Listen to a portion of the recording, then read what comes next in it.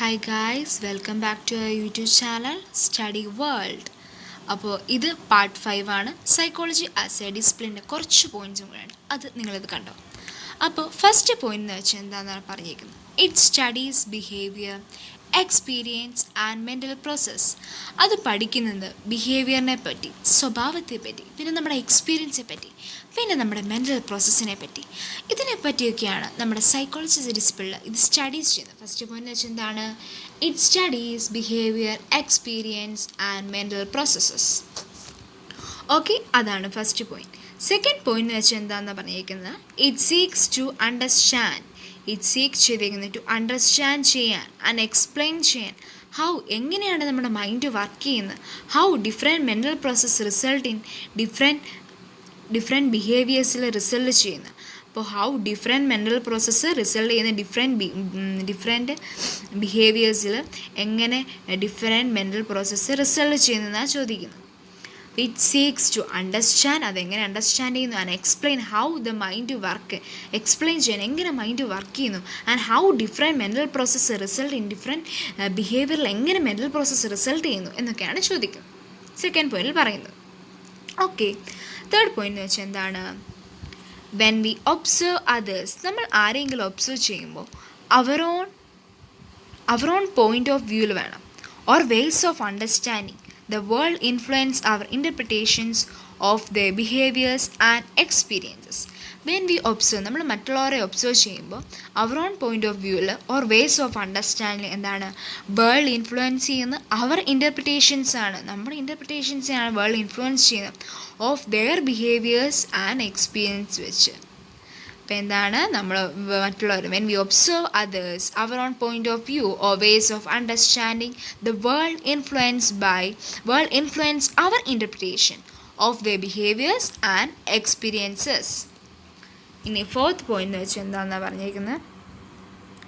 Psychologist try to minimise such bases in their explanations of behavior and experience in various ways. അപ്പോൾ എന്താണ്? Psychologist try to minimise ചെയ്യണം. Okay, wait, ഞാൻ പറയാം. ഇതുണ്ടോ, psychologist try to minimise ചെയ്യണം എന്ത്? Such biases, ഇതുണ്ടോ, such biases in their explanations of behavior and experience in various വേസിൽ. അപ്പോൾ സൈക്കോളജിസ്റ്റ് എന്താ ചെയ്യുന്നത്?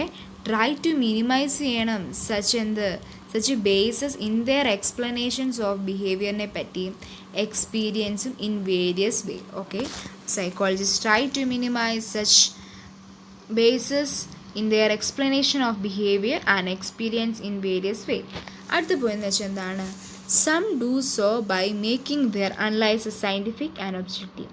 സം ഡു ചെയ്യും, so by making their analysis scientific ആക്കണം ആൻഡ് ഒബ്ജക്റ്റീവ് ആയിരിക്കണം.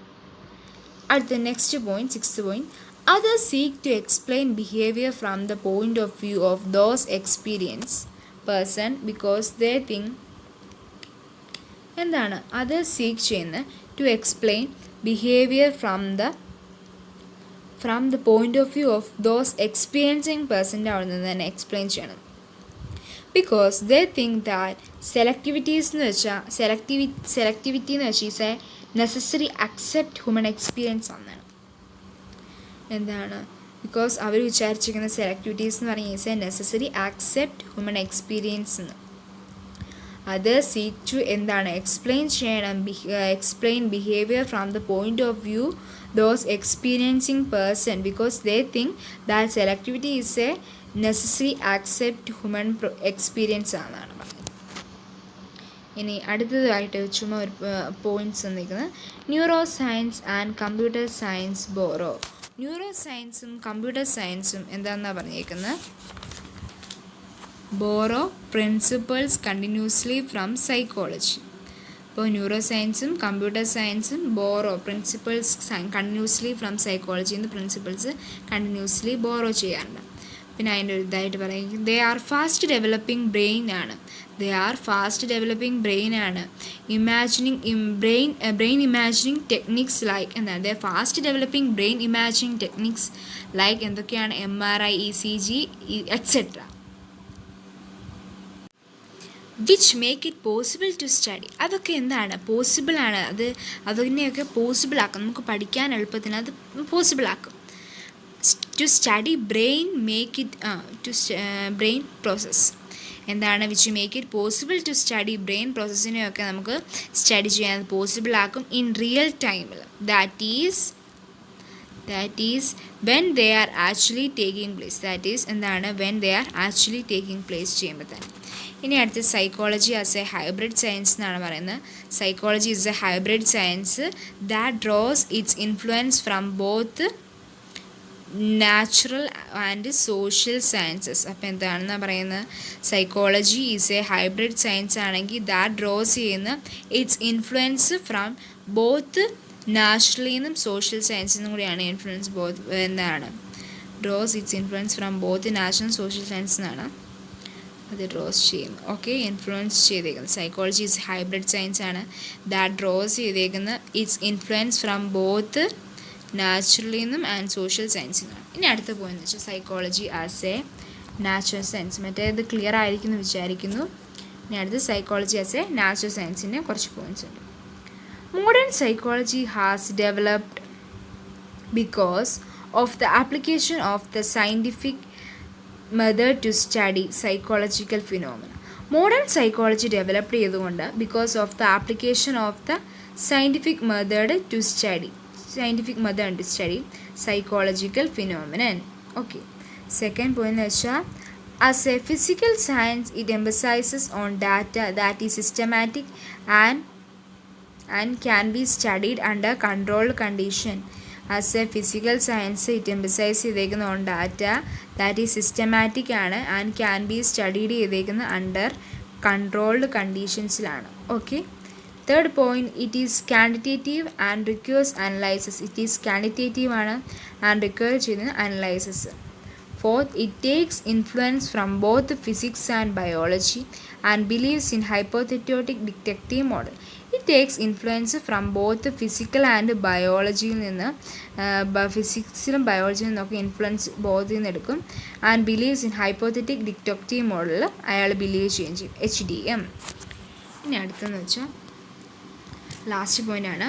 Every or any hypothesis can be accepted or rejected on the basis of factors available. Every or any hypothesis can be accept ചെയ്തിട്ടുണ്ടോ അല്ലെങ്കിൽ reject ചെയ്തിട്ടുണ്ടോ on the basis of factors available. The model suggests that scientific advancement can be take place if you have a theory to explain a phenomenon. Every അല്ലെങ്കിൽ or any hypothesis can be accepted ചെയ്തേക്കുന്ന or rejected ചെയ്തേക്കുന്ന on the basis of factors available ആണ്. The model suggests ചെയ്തേക്കുന്നത് that scientific advancement can be taken place if you have a theory to explain a phenomenon. explain ചെയ്യാൻ വേണ്ടി ഒരു theory കാണും. അപ്പോൾ every അല്ലെങ്കിൽ any hypothesis can B absorb ചെയ്തേക്കുന്ന or reject ചെയ്തേക്കുന്ന on the basis of factors available ആണ്.